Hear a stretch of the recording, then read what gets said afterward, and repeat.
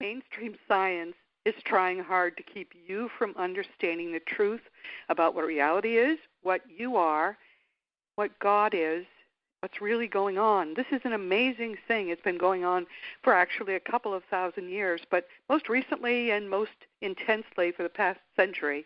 As a result, mainstream science is off the rails, but what's more important is that you're kind of off the rails. You're not sure what to believe. Do you turn to religion? Do you turn to science? Where's the truth? Well, the reason that I call these podcasts Seek Reality is that that's what all of us are doing now. And when you do actually look at reality open-mindedly, trying to understand what the truth really is, you find an extraordinary reality, which is far more wonderful than anything any of us have ever been told about. This is Seek Reality, and I'm Roberta Grimes, and I'm going to be my own guest today because right at the start of this series of podcasts, I'd like to begin to help you know what's really going on. The big question that started me on this journey is, what happens when we die? Where are our loved ones now? I mean, where's the cloud they're sitting on? All of the things that I had been raised to believe didn't make any sense ultimately, and a lot of them were mutually inconsistent. How did we figure this out? Well, that started me on my journey, and I recount what I learned in my book, The Fun of Dying, Find Out What Really Happens Next. What I came to understand, though, as I continued my research, was that we were finding out not just what happens to the dead, not just where they are now or whether our minds will survive or any of that, but we were discovering, the other people doing this work and there are a lot of people who have done afterlife-related research beginning probably 100 years ago very intensively. What we were learning was nothing less than a whole new physics. Now, I never even took physics in high school. I couldn't care less about physics, hate math. But if physics is a study of what reality actually is and how it works, then what we've discovered is a whole new physics. What I'm going to do today is tell you what I've learned about where the dead are, what it's like there, what it feels like to die, what's going on. And I'm going to try to do it, in 40 minutes in fairly simple terms, because a lot of what we'll be talking about going forward is going to be based on your having a sense or an understanding of all of this. To understand how reality is constructed, the first thing you've got to know is that nothing is solid. Your body feels as if it's solid, and your hand can't go through your desk only because they're both made out of the same matter. And the matter they're made out of is virtually all space, empty space. If the White House were an electron, rather a neutron, whatever they put in the middle of the nucleus of the atom, if the White House were the nucleus of the atom, the closest orbiting electron would be in Denver or somewhere, and there'd be nothing between them. That's a lot of empty space. And now they've discovered, as they drilled down into these atoms, that all of what they used to think were particles are actually vortices of energy, all empty space. The great Bruce Lipton, who is a wonderful quantum biologist, so to speak. He uses quantum mechanics to study biology with wonderful results. Bruce Lipton says if you could put a camera inside an atom, there'd be nothing for it to photograph because it's all energy. Wow, what an insight. That's the same kind of thing the dead tell us.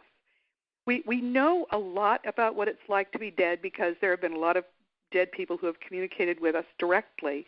The most, I think, important communications were received in the first half of the 20th century, and that's where I concentrated my research for really decades. Deep trance mediums were active then. There really are none now, and the people who would come to them to talk to grieving relatives would ask the relatives questions about where they were, what it was like there, and so on, and the answers they got were enormously detailed. If you read enough of these communications, you come to understand that it has to all be real because they're all consistent with one another. They all had different experiences, but they all were going to the same place. And how exciting it is to discover that. Wow, it's like a whole new continent, a whole new planet, a whole new world that we've discovered in realizing that you really can know what it's like for the dead and what it's going to be like for us when we get to where they are, which will be for all of us very soon. Time is so fleeting You only realize that when you reach your 60s, where I am now, and you say, wow, where did all that time go? Well, time isn't, as you'll learn in a minute, time is active only on this level of reality, and this level of reality is a tiny part of what we know exists, and there may be more that we don't know about. So time is kind of subjective anyway. Let's look at where the dead are. Well, the easiest way to understand this is if you think of your mind as a television set. If you had a TV in the room where you are now, you could turn it on, and you could pick up a whole lot of different channels just in that same spot. Tune it to channel 2, tune it to channel 10. There are different realities basically inside your TV set, which really were picked up as signals in the room. That is very much like what your mind experiences as reality. Right now, your mind is tuned to this level of reality and to that body on this level of reality, and your mind is quite immersed in the thought that it is inside that body, but it's not. It's connected to what amounts to a two-way radio in the head of a meat robot. That's really what your brain is. It's nothing fancy. And there's a lot of ways we can know that your mind is not generated by your brain, and we can talk about some of those. But in fact, it's not. Your brain is a receiver and transmitter, and your mind is very much like, remember the movie Avatar? Everyone has seen Avatar. Right now, the body you think you're in is just that blue body that Jake used to explore an alien planet, and right now you're using it to explore an alien planet. Very simple. That's how it works. And all those levels of reality are in exactly the same place, much as all those TV signals are in the same place, just one gets picked up by the TV or by the mind. When it's time to die, all that happens is that your mind tunes to a higher vibratory rate, and there it picks up a whole new solid reality, just as solid as the reality you think you see around you now. They're both made of energy. That one is made of a different kind of energy, and here it would be good to have scientists actually paying attention. Once they discover that they have to study all of this, they'll be able to tell us a lot more about the kind of energy that exists in most of reality. We researchers call it spiritual energy because that's what we think of it as, but it doesn't. I'm not sure what it is. One of the things we learn as we study this information is essentially what God is. God is nothing like what the Christians or any other religion I've ever seen tells us God is. God is instead, and this is the best definition I've seen. It's not my definition, but it resonates with what I've learned about the eternal energy that is all that exists. An energy-like potentiality without size or form, infinitely powerful, alive in the same way that your mind is alive, highly emotional, and therefore probably self-aware. That's the best definition of God I've ever come across. It's what we learn from the dead is true. They call this energy-like potentiality God. The dead, even if they were atheists here, they all know God exists and God is real and God is right there. But they also understand God doesn't have a beard. God never has judged anyone. We found no evidence, and we've looked hard for it, that God ever has judged a single human being or any religious figure ever has. Instead, as I'll tell you in a moment, we're our own judge. And actually, Jesus tells us all of this in the Gospels. It's just that Christianity ignores the Gospels by and large, except if it suits the dogmas that the religion is built upon. But Jesus says it. He first says God doesn't judge you. He's entrusted all judgment to the Son. And then when you kind of get that, he says, as for me, I don't judge you. I didn't come to judge the world. I came to save it. And then finally, he says, in the manner that you judge, you will be judged. With the measure you use, it will be measured out to you. And that's exactly what happens. If we learn to be forgiving here, it's easier for us to forgive ourselves there when we basically are asked to review our lives, understand how we affected others, and forgive ourselves. But I'm getting ahead of myself. So there are what we think of as 6 layers of afterlife reality. They're just at higher vibratory rates and in the same place as the spiritual, material universe, or so-called material universe, which really also is spiritual. They're all in the same place. It's not an onion with layers above. It's just as with your TV set, there are some channels that are much higher than others. And what allows you to go to a higher vibratory rate, and the levels get more beautiful the higher you can go, is your level of spiritual development. The better you have learned the things that actually most of the great religious teachers, but I use Jesus. Jesus says, learn to love perfectly and learn to forgive completely. The better you've learned that, the easier it is to go to higher vibratory levels. Let's talk briefly about what those levels are, and then we're going to talk about how we get there. The lowest vibratory rate of or level of which we are aware is what Jesus called the outer darkness, where there's wailing and gnashing of teeth. That's a very good description. It's the punishment level, and it's horrendous. It's like midnight on a garbage dump with ravening dogs around you that are actually people. It's a horrible, horrible place, smelly, dark, and disgusting. And it's where people are put by themselves when they can't forgive themselves. I've never seen any evidence that anyone was put there by anybody else. It seems to be a problem. If you are not able to forgive yourself, your vibratory rate lowers to the point where you can't sustain even level 2, and you end up in level 1, and you can't get out on your own. So that's a good reason to learn to forgive and love right now, so you don't end up there. The level above that, level 2, is sort of a recovery level, or seems to be. It's darkish there, but it's not actively punitive. And people, again, condemn themselves there if you have trouble forgiving themselves.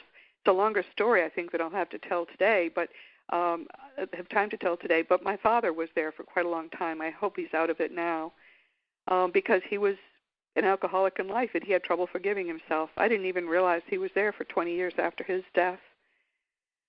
Levels 3 through 5 are what the dead call, and we call, most people at this point call the Summerland. Some people call it heaven, levels 3 through 5. I don't use heaven because I see it as a religious term. And at this point, we're trying to get beyond religious dogmas because, remember, we're trying to seek reality. We want to know what's actually true. We don't care what other people have believed. We know we can get to the truth and understand it and study it and accept it on our own. So we're working on doing that. And we're not alone. There are a lot of people now worldwide who are undertaking this study. And the fun thing is, whenever I meet someone new who's spent a lot of effort in studying all of this, we complete each other's sentences. Everybody has reached the same conclusions about reality, and that is thrilling. So, okay, we have the levels 3 through 5, the beautiful Summerland. That's a Viking term, by the way, that you can imagine if you lived in the cold and snowy north, you'd like the notion of going to a Summerland at death. Level 6, which is the level right below the source level, or what they tell us is the source level. Level 6 is mostly non-material, apparently. It's highly, highly charged with love, beautiful. The people who have made it to that level are very advanced beings, and they tend to be of service in the lower levels and on the earth, teaching spiritually. And there are wonderful stories I could tell about level 6 beings and what they're doing now, which if we have time today, I'll try to get to. But so that's what's going on. All of those levels, each of them seems to be about the size of the universe. They're very big, so it's much less crowded there than here. They feel as solid as here, but they're perfect in that nothing decays, nothing dies. Just beautiful details they give us that First, we're going to go back into a body, and then I'll tell you when we get there a lot more about what it's like. This is Seek Reality with Roberta Grimes, and I should just say quickly, my website is robertagrimes.com. I answer emails, and my books, my nonfiction books, are The Fun of Dying and The Fun of Staying in Touch, which is about how people communicate with us after death. Most people are not aware of just the intensity with which the dead are trying to get word to us of their survival and are trying to keep our relationships going. So I'm hearing from people that The Fun of Staying in Touch just came out this fall, and I'm hearing, last fall, in 2014, and I'm hearing from people who have read it and have had wonderful experiences with their dead loved ones who were so anxious for the people still here to know that they were okay and to be alert for the signs. So that's very satisfying. So, all right, here we are. We are in a dying body. Now, How you got there matters, of course, from the perspective of the earth. You don't want a lingering death, but it doesn't matter from the perspective of the actual death event. We plan our lives.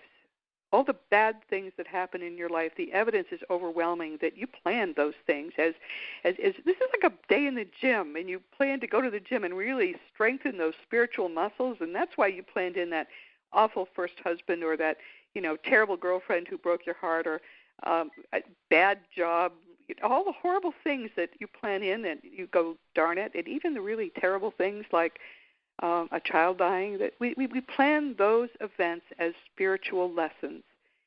I don't believe very much happens that's major, that's accidental. But again, that's one of the things we're not sure about, but we're pretty sure based on what the dead tell us. We plan all that. And one of the things we plan, of course, is the opportunity to leave, because this is like a very bad day in the gym or a very bad day in school. We don't want to stay longer than we have to, and then is productive for our learning.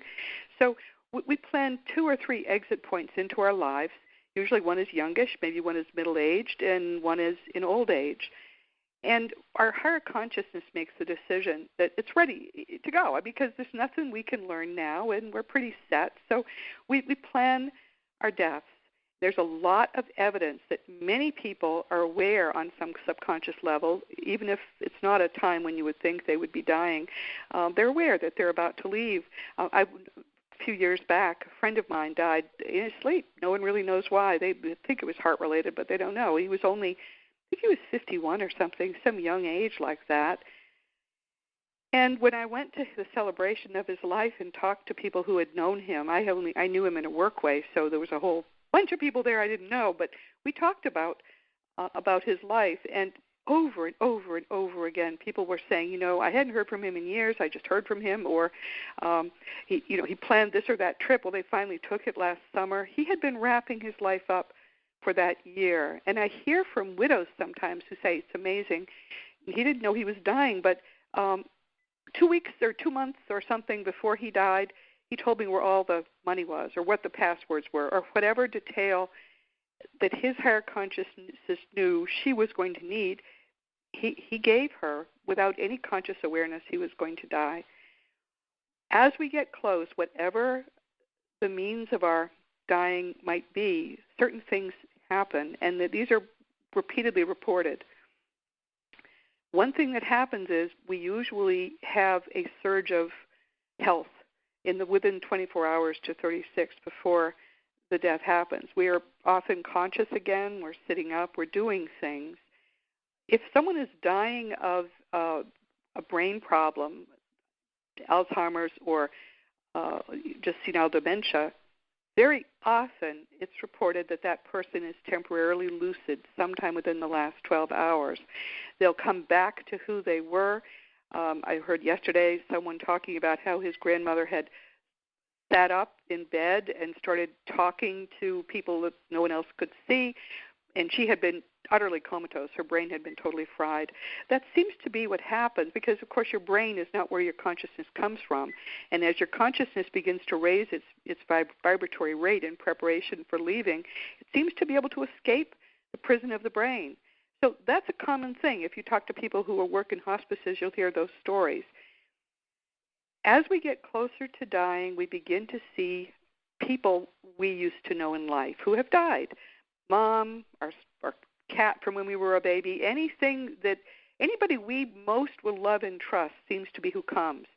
And it could be one person, it could be one animal, or it could be a whole crowd. There are reports of parties that go on among the dead in the room where someone is dying. Whatever, this is a very personal time to you if you're the person who's leaving, and it's important, I think, for the living to respect that. And whatever is going to make you happiest seems to be what they're game to do for you. People who are coming to see you, typically, where it's reported, will appear in the upper corners of the room. So if you're at a deathbed and you see someone lying there, sort of looking at a corner of the room and not saying anything, that person is almost certainly talking with deathbed visitors in his or her mind. These are not hallucinations. These are real visitations. People who don't get them typically are only people who are so sedated or so drugged that interferes with what is a natural process, which is one reason I think it's important we all insist upon having drugs withdrawn if we possibly can. The pain of dying seems to lessen anyway as we get close to death. And you really don't want to miss this. This is the best time for most of us, the best time of our lives. The minute you see the first deathbed visitor, you will know your life is eternal. There's Mom. I know I'm going where she is. And she's talking to me in my mind. I can hear her voice. And she's telling me it's going to be fine. I'm going to be here in a few more hours. I'm going to be leaving with her. And everybody's waiting, and they're going to have a party. It's just the best experience to have that certainty suddenly dawn on you, because there are your loved ones, that your life is eternal. You're going someplace good. So then what happens, of course, is that your body weakens further. If you want to think about what your body really is and how that works, the easiest way to think of yourself is as an energy-based Matryoshka doll, a Russian doll, nested dolls. The outer couple of layers of that nested doll are going to stay. Of course, your material body, which is one of those energy layers, is going to stay. And it appears what we think of as the aura, which is the outermost energy body that's been protecting you in life from negative spiritual influences. It appears that stays too, although I'm not sure about that. Some of the interior dolls, though, body-shaped energy, which really are you, or who you are, those are leaving. And they begin to roll up from your extremities, from your feet, from your hands, and into your torso. People who have died and described this experience, if you're awake during your death, you'll feel it too. They say it doesn't hurt. It's just interesting. You can actually feel your energy gathering in your torso, and that's what happens. Then either through the top of your head, where with the fontanelle, where you're not supposed to touch a baby, or through your chest. I think it's usually through the fontanelle, but we're not. That's, again, sort of typically not consistent. Somehow that energy that's gathered in your torso leaves your body. It's still attached by what the Bible calls a silver cord, which is basically a cord you can see when you're out of body. It's a glowing cord, been very strong during your life. You frequently left your body during your life, although you're not aware of it probably. And that cord was tough. You could go to the end of the universe and that cord wouldn't break. But now you're about to die, and it's a natural death, and the cord is fraying. You're still attached for a bit, and I should just say that energy, people who see the energy leaving a body of a person who's dying say it looks like a mist, a grayish glowing mist, but it reforms into a body. And it doesn't have any clothes on, so immediately your mind makes clothes for it. And so there you are. You're an energy body beside what amounts to a boat anchor, this dying, awful old body. And you have no attachment to it. You couldn't care less about it. That's what they tell us. They know that's not who they were. It was just a vehicle to get around. It's like an old Toyota. They just push it aside. At that point, it's good to as soon as possible, as soon as that cord frays and then seems to disintegrate, they tell us, that's when you leave. People around the bed may be upset. Maybe it's been a gathering for days. They've been hoping you'd survive. Maybe it was an accident or something, and nobody thought you would die, and there you are. Suddenly they realize there's no pulse. People will be upset around your bed unless this is a natural death that everyone anticipated. That being the case, you can't try to help them. Your instinct is to say, wow, I feel terrific. I feel terrific. And the problem is you really aren't terrific yet. You don't know anything. You're as clueless as a baby. And because you don't know what's going on, and the temptation is to try to comfort the people around your bed, the people who've come to get you are going to try to lure you away. It seems to be the case that if you try to comfort those around your bed before you yourself have transitioned, you will lower your spiritual vibratory rate, and you may not be able to see your deathbed visitors anymore. If that happens, you're stuck outside of time in a place, in a physical place, and that's how we make ghosts. The evidence is still inconclusive. I don't know of anyone who's studying this as a specialty. It's because it's kind of a depressing one. But the evidence is pretty strong that some people do get left behind, and this seems to be a reason why, because we do have evidence that you lower your vibratory rate if you try to communicate with the living before you've transitioned. So whatever you do, you've heard it from me, do not try to talk to anybody who's living once you are out of your body. Go with the people who've come for you, because those people are going to take you where you're going. They're going to take you very easily through what people say. People who've been through this don't usually describe a tunnel and a light. In fact, I don't remember seeing any reference to a tunnel and a light in all of the early 20th century communications that I read. That seems to be a later device, and I think it's a rescue device, really. People are being saved in hospitals from death much more often now than they were, say pre-1950 or even pre-1970 or earlier than that. Now it's not uncommon for someone to have to be so close to death that effectively they leave their bodies, but they get called back in. That seems to be the reason for the tunnel. You're out of your body. You shouldn't be. You're confused. It's like a hoover. They hoover you above remember the first two levels are kind of depressing and awful. They hoover you to a vibratory rate above that, the lowest two awful levels, and into what appears to be an interim place at about level 3 or level 4 in vibratory rate. And there you have near-death experiences. Isn't that fun? And some of them are very, very elaborate. Some are not. But that's not death. By definition, a near-death experience is not death, and the evidence is very strong that everyone who has a near-death experience, even if they go to a death-ish, heaven-ish kind of place, they don't go to where the dead go. Many of them get to a barrier where they're told, if you go past this point, you'll never be able to go back. And that seems to be when they're getting too close to being where our dead actually are. So near-death experiences are real.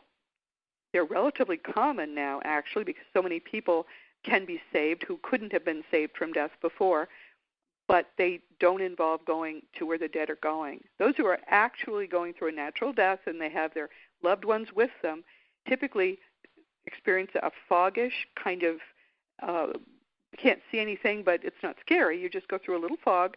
If you look back at that room where you died, it starts to look vague and vapory, and then it disappears. Because remember, it was energy. We're not talking a solid place you walked out of. Then before you, the fog is thinning, and you find yourself in this beautiful, solid, earth-like place. What an extraordinary moment that is. There are people there. There are animals there.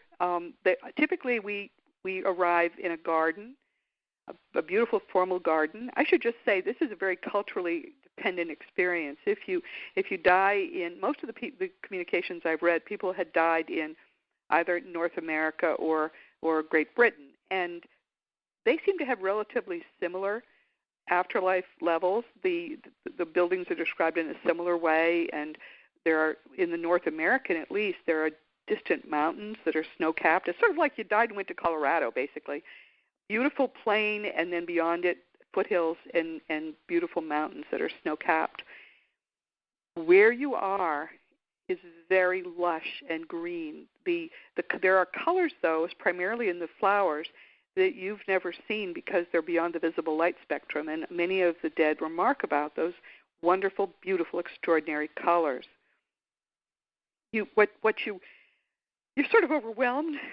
You have the people around you that you love, and sometimes more people will join you there in what is typically a formal garden, but people will sometimes say, I just stayed there for a while. I was just enjoying, because it's so beautiful, I was just enjoying the fact that I had survived and everybody was there and I knew I would see other people I loved. Sometimes a little dog from childhood will come and jump into your lap. Every animal that you've ever loved is there waiting for you. There are some reports that one particular dog from childhood wasn't there. But by and large, if you've had a lot of animals in life, you'll be surrounded by animals at your death because they're all young, healthy, and waiting for you. And each of them still really, really loves you just as they loved you, before they left. And so that's kind of overwhelming. In the early part of the 20th century, there were people who complained that so-and-so had just arrived, but you couldn't get nearer because of all the damn dogs and cats. And yeah, they do swear sometimes. So that's a wonderful detail that many people worry about. I have a horse that I'm looking forward very much to seeing again. I owned him from the age of 6 months to almost 30, and when he died, it was terrible for me. But 4 days later, he gave me a visitation dream. And we're going to talk about signs and other things that the dead do to let us know they're okay. We'll talk about those in a later podcast. But suffice it to say, it was just an extraordinary experience that's still vivid in my mind years later, to have this horse young and healthy and beautiful, and I was driving him again. It was just an extraordinary experience. So he's waiting, and I've decided I'm not going to ride or drive a horse till I get to ride and drive him again. So we have this wonderful, intimate, really almost designed for us arrival. Let's talk a little about the details of the place where we've wound up. As I said, it's very beautiful, very green, lots of flowers. The flowers and the leaves never fade, never die. The blossoms of the flowers are apparently somehow on some level conscious. They turn their faces toward us as we pass. They give off this beautiful scent and this beautiful energy. You could, if you stick your face into a flower, you don't just get a beautiful smell, but you get this energy, which is, they say, like food. It energizes your spiritual body. Lots of flowers. Trees will reach down and caress you as you pass beneath them. Vegetation isn't only somewhat conscious. It loves us to pieces. So that's kind of amazing and wonderful. You have sensory abilities beyond anything you had here. The two most commonly described are hearing and sight, and how much better they are.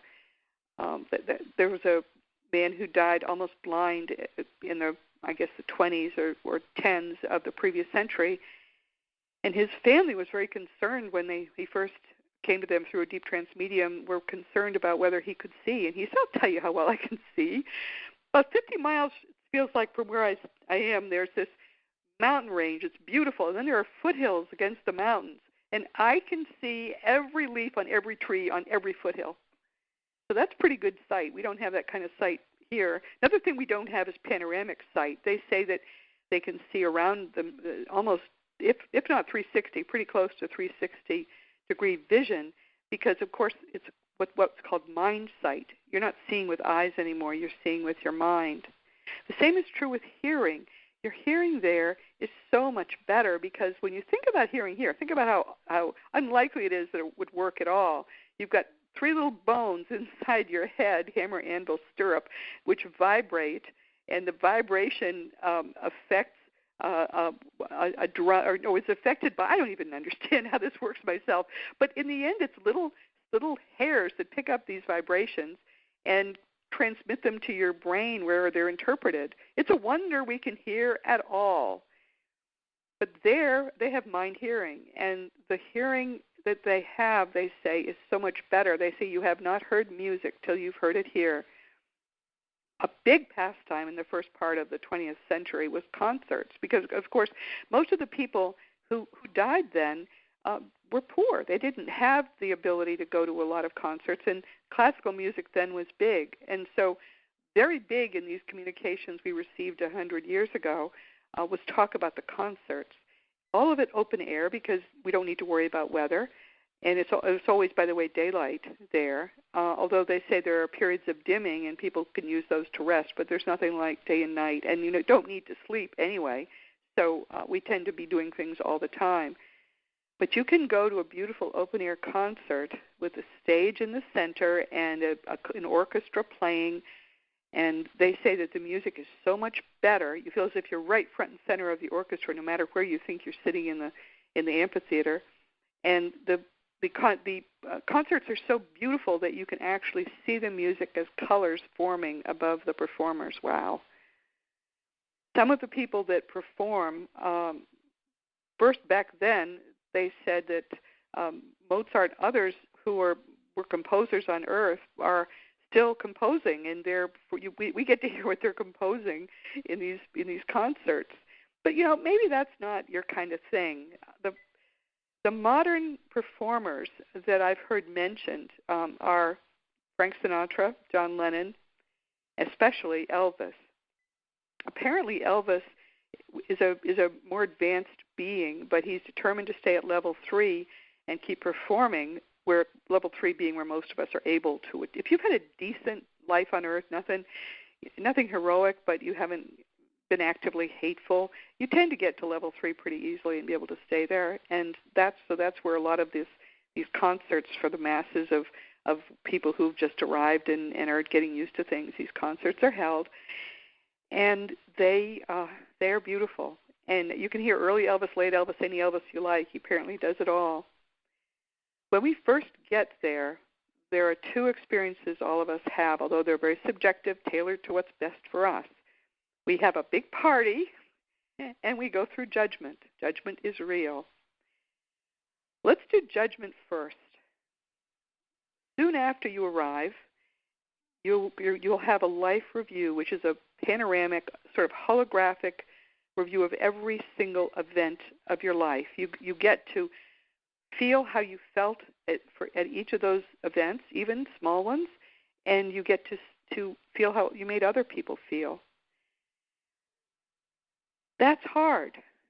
People who have talked about this, and a lot of them don't want to talk about it, so people who have talked about judgment say the hardest thing you've ever done is to go through feeling how you made other people feel, because we tend to think we're like, okay, and we know why we did the things we did. We can justify them to the moon.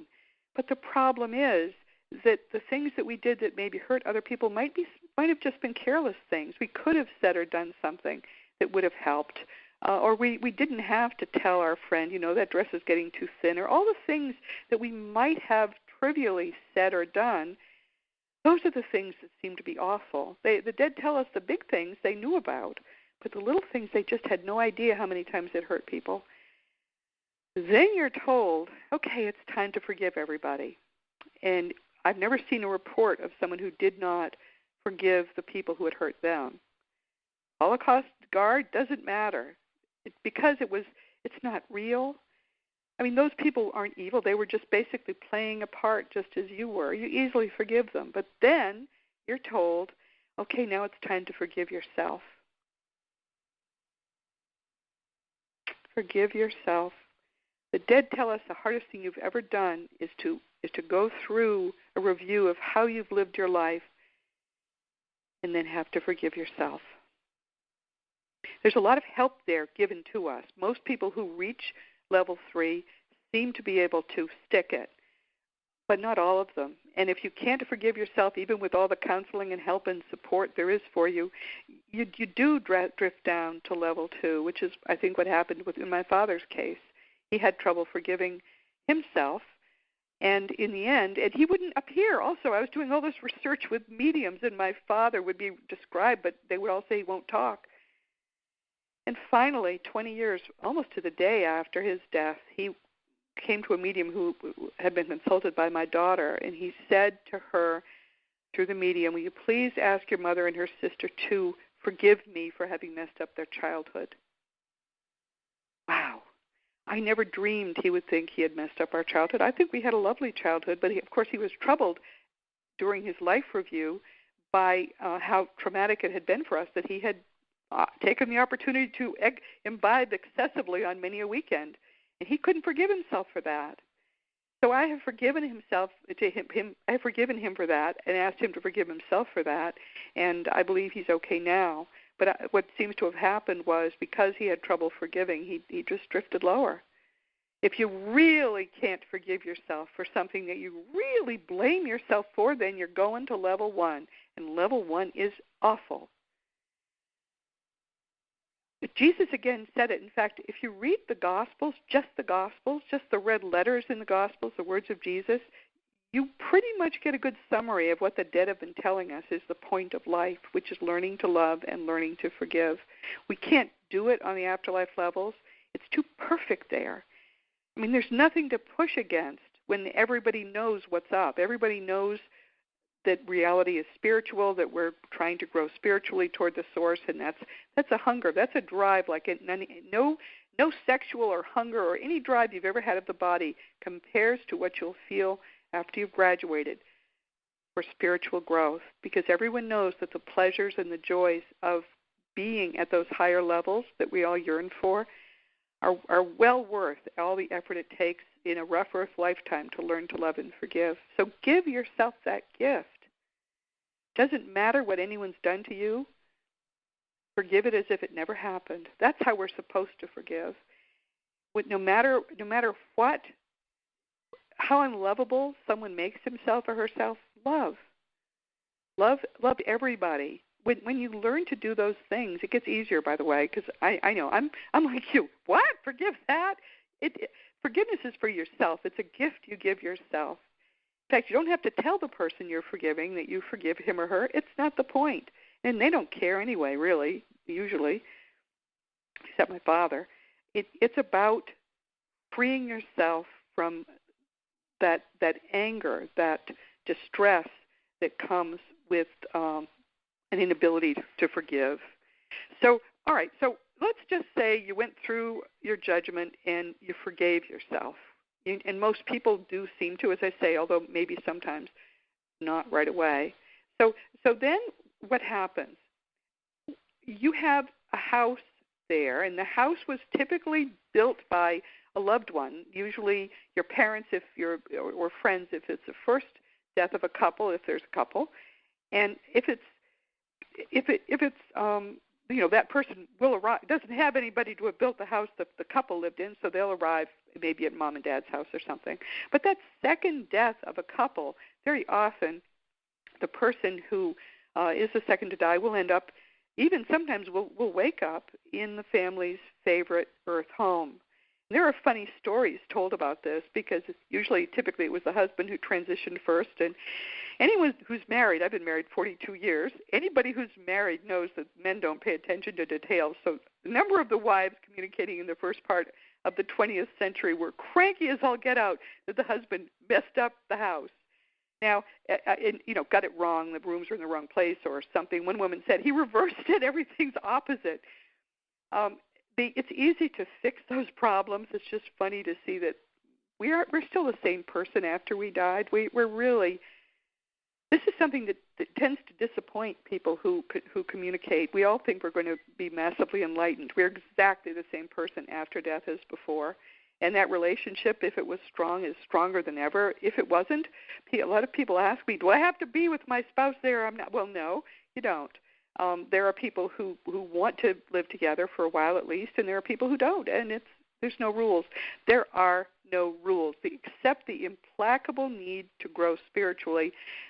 That there's just nothing else. That's what's important.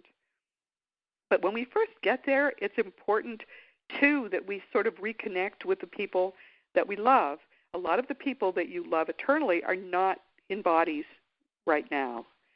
You've come in with a group of people who planned their lives to work out together, to learn certain specific lessons and grow in certain ways. And those people who were in this lifetime will come to the party. The party could be held in a public place. It could be held in your house. It's very, very subjective. There can be music, a live chamber orchestra or Elvis or someone. There's not often food, although our bodies are not constructed with internal organs, and therefore the food just disappears. But food and drink, if you want them, you can have them. I should just say parenthetically, we have a body from the time we arrive in the afterlife. Our body is constructed by our mind, and usually it will look like this lifetime that we've just left, maybe when we were 30, somewhere between the ages of 20 and 30. My father, when I finally did a visitation dream with him, he looked about 18. He died at 86. This was a man who did everything to extremes. But typically, we look in the prime of life and beautiful. If we had a missing limb or some issue in our lifetime, we'll sometimes make a body that still has that problem. And so what happens is that if within a very short period of time we haven't constructed the missing hand or whatever's gone, they'll take us to an operating room. They'll say, oh, I see you have a problem. Well, we can fix that. So you go to what looks like an earth-level operating room of your own culture, and they say, we're just going to give you a little general, local anesthetic because we want you to watch us do this, and it's not going to hurt. And they'll basically make a show of sewing on that hand. They'll say, can you move the fingers? Oh, look at that. Everything is fine. Go out. You're just fine. And so you leave. You're fine. Of course, there's no seam or anything. I mean, all they were doing was correcting your own perception of your body and making you feel as if you were whole again, and you are. There are reports of people who, for a little while, still used a wheelchair after they got there and then realized they didn't need it, so they got up and walked away. So all of this is to come for us.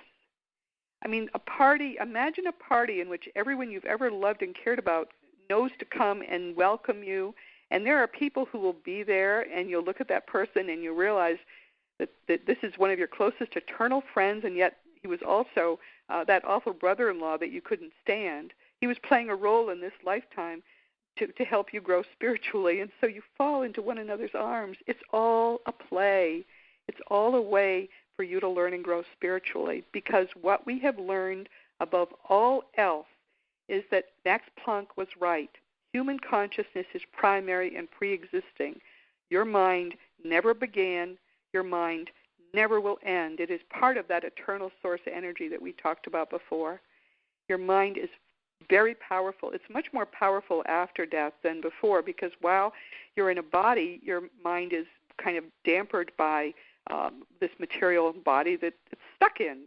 There's a lot. You try to make something on a table, a lamp or something, kind of lift off the table and float around the room and settle back down on the table. You can't do it with your mind. The dead can. The dead can manipulate our reality in amazing ways. They're very careful not to do it much because it can freak us out. But there are reports that are extraordinary of the things the dead can do with their minds, much more powerful than our minds are while we're in bodies. But I hope I've given you a sense, and really just a dawning sense. There's so much more we could talk about in the afterlife, the things people do, the way progress happens, and we'll do that another day. But I hope I've given you a sense of the infinite power and beauty of your own eternal nature, of who and what you really are. You're not material. Nothing is material, it turns out, really. It's all energy. But the only thing that is perfect and forever is eternal mind, of which your mind is a part. You're so much more important, so much more loved than anyone has ever told you. If you want to learn more of the amazing things that I've been learning, and you want to come to better understand what reality is, just go to iTunes and for free go Seek Reality with Roberta Grimes, and there are about 1.5 years of podcasts there with wonderful guests. I'll be having them on here as well, but you can learn more quickly if you just go to iTunes and Seek Reality with Roberta Grimes. If you go to robertagrimes.com as well, there's a podcast page if you ever lose track of where I am. My nonfiction books are The Fun of Dying, Find Out What Really Happens Next, and The Fun of Staying in Touch. And that explores the ways our loved ones communicate with us and the ways we can communicate with them. I have very much enjoyed being able to tell you all of this. I mean, this is exciting. This is a place where I think within perhaps your lifetime, if you're earlier than middle age, we'll all know this stuff. It needs to become common knowledge. Right now, we have to search for it, but not for much longer. My guest next week is Dr. Love. She's an internationally known relationship expert called Jamie Turndorf. I've become her good friend. I think she's a wonderful person. She began as an atheist, and then everything changed in her life when she was in college and she met Jean Pain, who had been an internationally famous Jesuit priest, and they had a love for the ages. Her book is called Love Never Dies, and it talks about this extraordinary relationship she and Jean had, and then he died, and their relationship continues. Because she's a relationship expert, she also counsels us on how to heal our own relationships with the dead. You're going to really enjoy Jamie. She's just a fount of energy and joy. She's a widow, but of course she's not really a widow because Jean's with her all the time. Little by little, we're making progress toward forcing the mainstream scientific community to actually look at the afterlife evidence. Their stonewalling continues, but more and more evidence is being developed, and weaker are their claims now that none of this is real. Of course it's real. The problem is that they are like a fish. Fish don't have any clue that what's around them is water. Water is the environment in which they live. They're very focused on that little, what should we call it, little castle at the bottom of the pool, either a fish pool outdoors or perhaps a fish bowl. So we have these scientific fish that are eagerly examining that little ceramic thing at the bottom of their fish bowl, never noticing that what they're swimming in is spiritual energy. That's all there is. So they won't study the water. They take it for granted. They won't be able to do that much longer because eventually the truth will out.